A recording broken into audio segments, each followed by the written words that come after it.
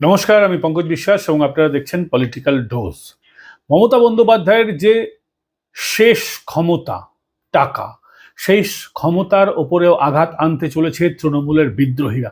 মমতা বন্দ্যোপাধ্যায়কে রাজনীতি থেকে একেবারে দূরে সরিয়ে দেওয়ার জন্য এই গোটা পরিকল্পনাটা করা হয়েছে, যাতে মমতা বন্দ্যোপাধ্যায় আর রাজনীতির ময়দানে কোনো খেল না দেখাতে পারেন। হয়েছেটা কি?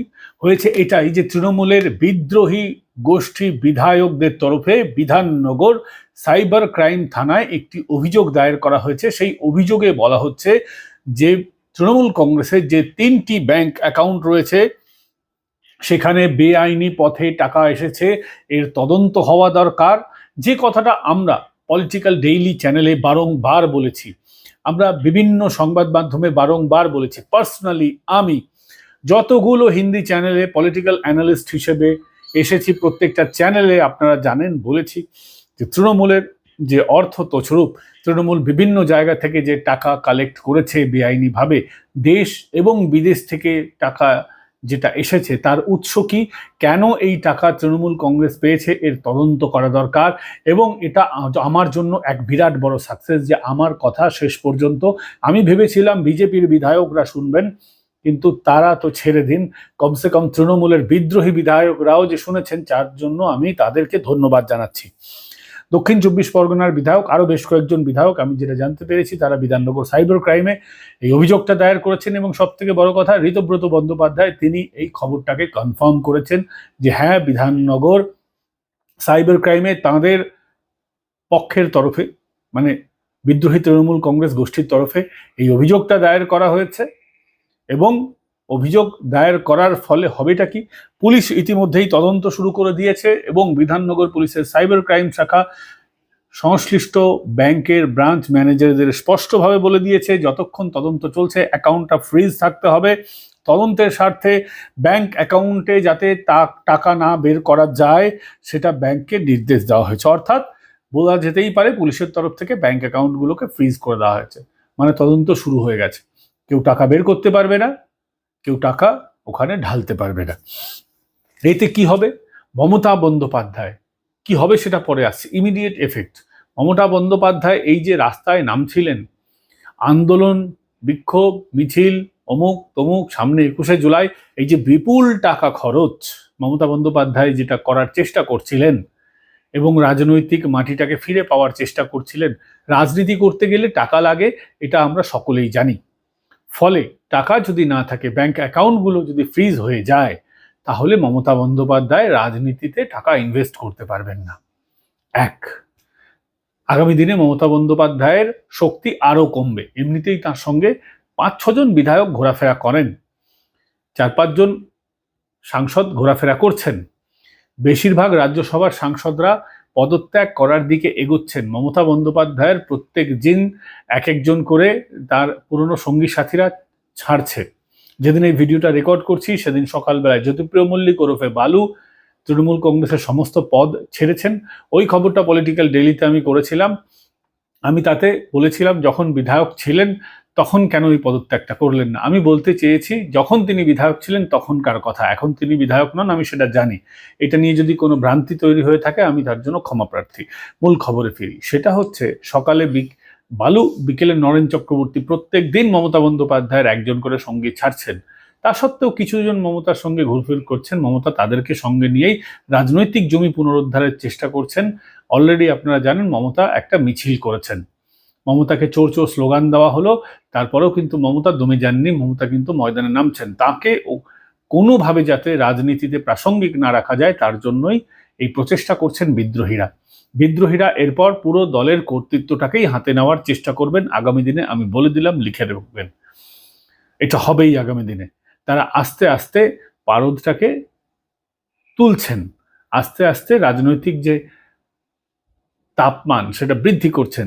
একবারই মমতা বন্দ্যোপাধ্যায়কে সরিয়ে দিলে এটা নিয়ে বিতর্ক হতে পারে। ধীরে ধীরে মমতা বন্দ্যোপাধ্যায়কে কোণঠাসা করে মমতা বন্দ্যোপাধ্যায়কে তৃণমূল কংগ্রেস থেকে সরিয়ে দেওয়া হবে। তার এটা প্রথম পদক্ষেপ।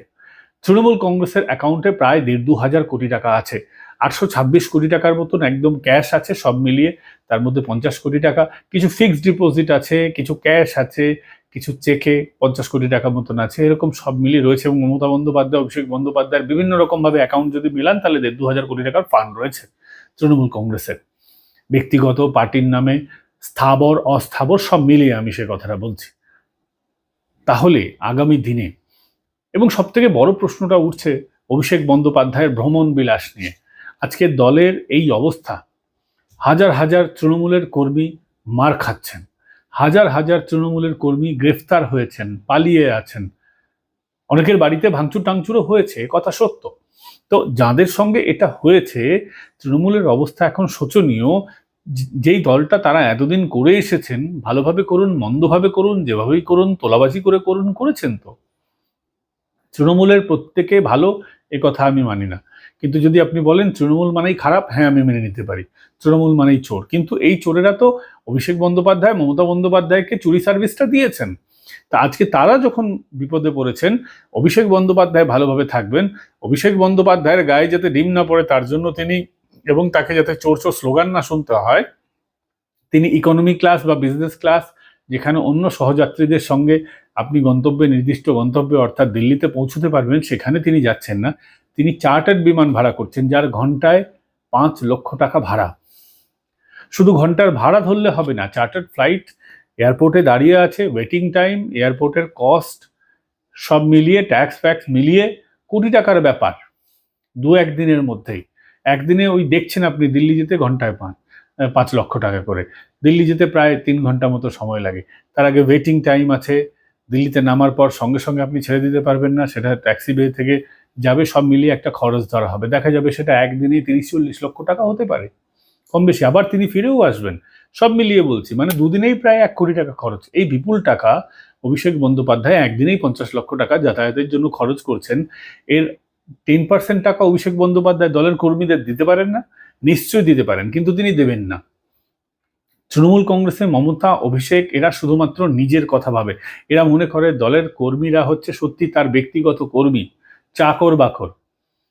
চাকররা সার্ভিস দিয়েছে, তার বিনিময়ে বেতন নিয়েছে, মানে ওই যে কাটমানিটা আর কি, কাটমানি রেখে তারা ভাগটা দিয়েছে, তার মানে ও কামিয়েছে। তো ও কামিয়েছে, ও নিজেরটা বুঝবে, আমি আমারটা বুঝবো।